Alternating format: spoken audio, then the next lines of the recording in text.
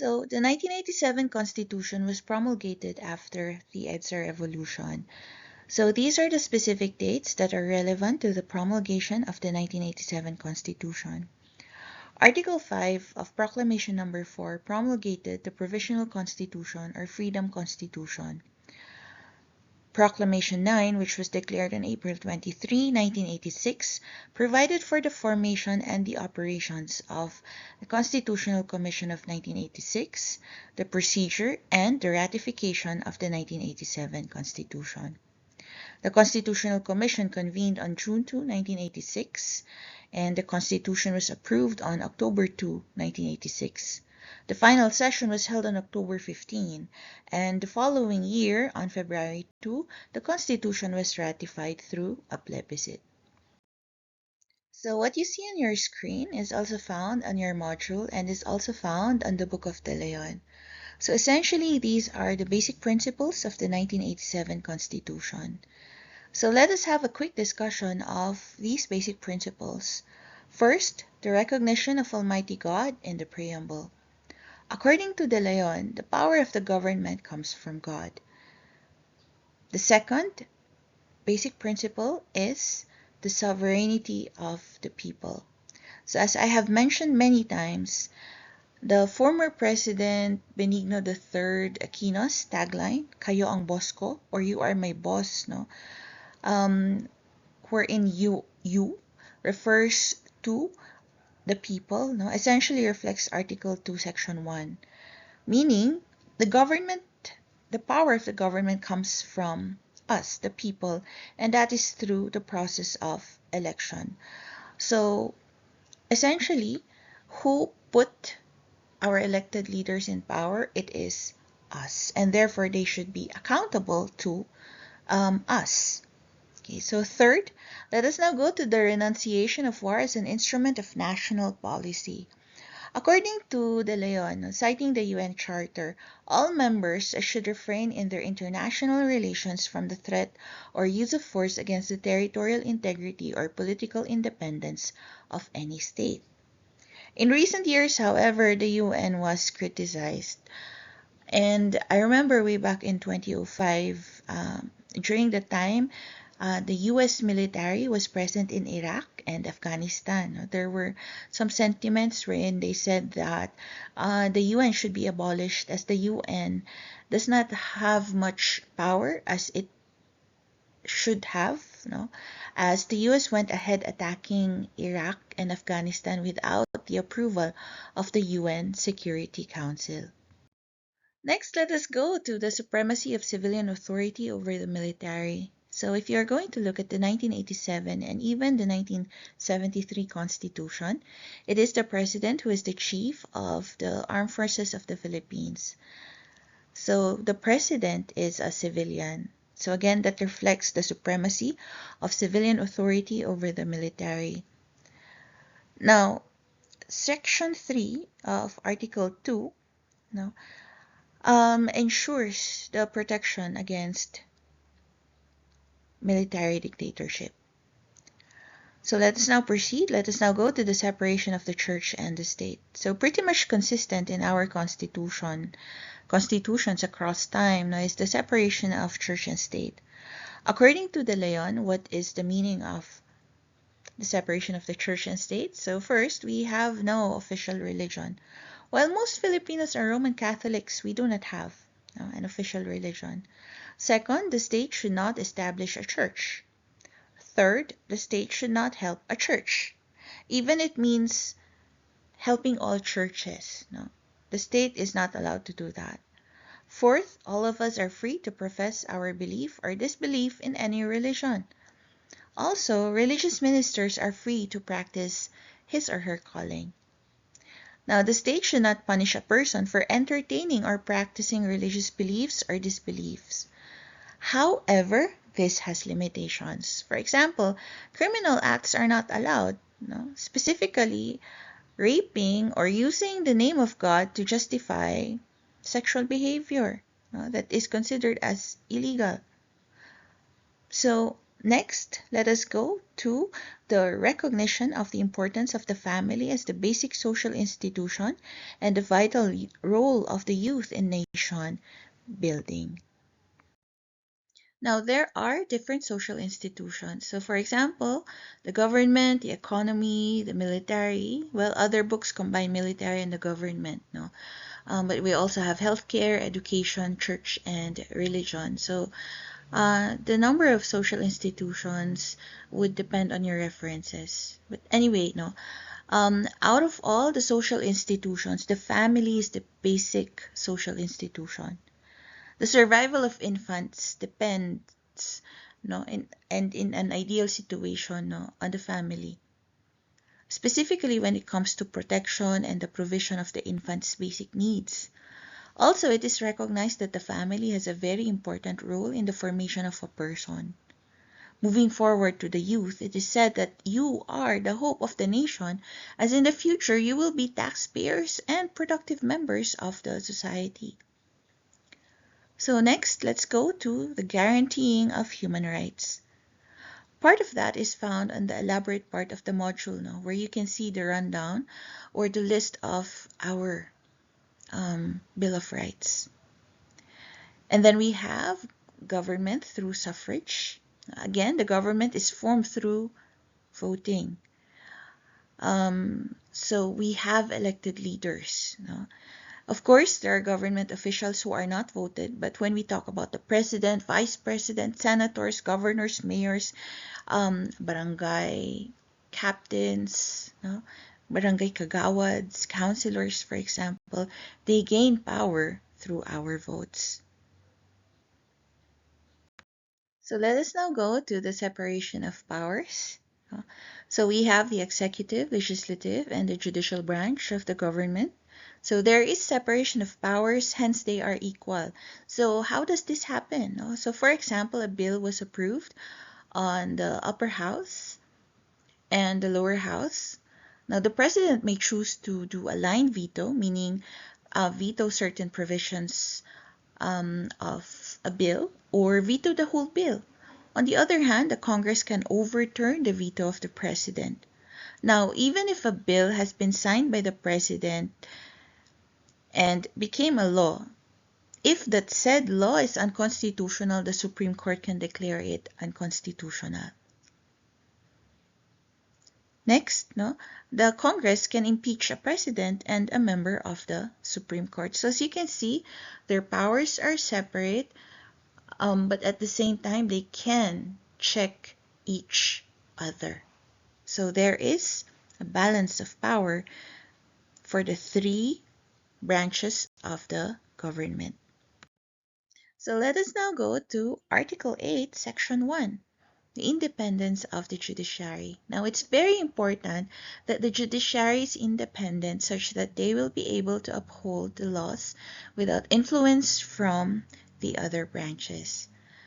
The legislative branch cannot remove the powers vested on the Supreme Court. Also, the Supreme Court has the authority to hire its employees. Moreover, the members of the Supreme Court and the other judges of the lower courts, such as the Municipal Trial Court and the Regional Trial Court, have security of tenure and their salaries cannot be reduced. Also, the judicial branch has fiscal autonomy. So again, my source is of course De Leon. Now, for the guarantee of local autonomy, we have a decentralized system where we are guided by the Local Government Code of 1991. So essentially, we have local government units such as provinces, municipalities, cities, and barangays. These LGUs have powers when it comes to police power, eminent domain, and taxing power. Now, what is the rationale behind decentralization? Now, the Philippines is heterogeneous, no? Not just in terms of culture, but also when it comes to its problems. For example, in Mindanao, they have their own unique set of problems. According to De Leon, local solutions are important for local problems. So when local governments are strengthened, they will be more efficient and effective in terms of their programs. as they know the people better, no, as compared to having all programs coming from the national government. Next, we have the nationalization of natural resources and certain private enterprises with public interest. So I will read now Article 12, Section 2. So all lands of the public domain, waters, minerals, coal, petroleum, and other mineral oils, all sources of potential energy, fisheries, forests or timber, wildlife, flora and fauna, and other natural resources are owned by the state. With the exception of agricultural lands, all other natural resources shall not be alienated. The exploration, development, and utilization of natural resources shall be under the full control and supervision of the state. The state may directly undertake such activities, or it may enter into co-production, joint venture, or production sharing agreements with Filipino citizens or corporations or associations, at least 60% of whose capital is owned by such citizens. Such agreements may be for a period not exceeding 25 years, renewable for not more than 25 years, and under such terms and conditions as may be provided by law. In cases of water rights for irrigation, water supply, fisheries, or industrial uses other than the development of water power, beneficial use may be the measure and limit of the grant. Therefore, when it comes to natural resources, again, it is owned by the state. Exploitation is possible, however, it is limited to Filipinos and or Filipino majority-owned corporations. Also, on Section 17, in times of national emergency, again, this is from the Constitution itself. No? In times of national emergency, when the public interest so requires, the state may, during the emergency and under reasonable terms prescribed by it, temporarily take over or direct the operation of any privately owned public utility or business affected with public interest.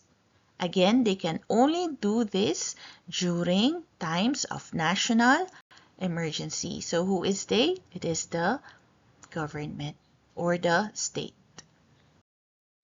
Then on Section 18, again, this is directly from the Constitution.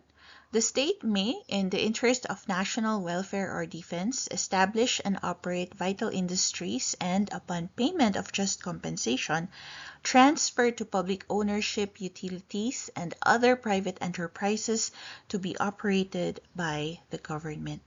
As a general rule, if we go back to my discussion of CARP, as much as possible, the government does not intervene in private enterprises. Again, they only do this in times of emergencies. So let us now go to the non-suability of the state, where it states that the state may not be sued without its consent.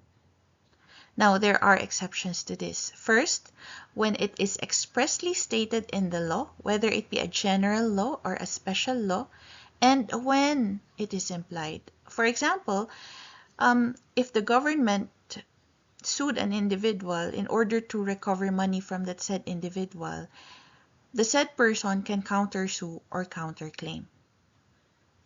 Also, when the government enters into a business or enters into a contract, no, the state can be sued. So when the government does not follow the terms of the contract, of course, no, that is a violation of the contract. So in effect, people can sue the government.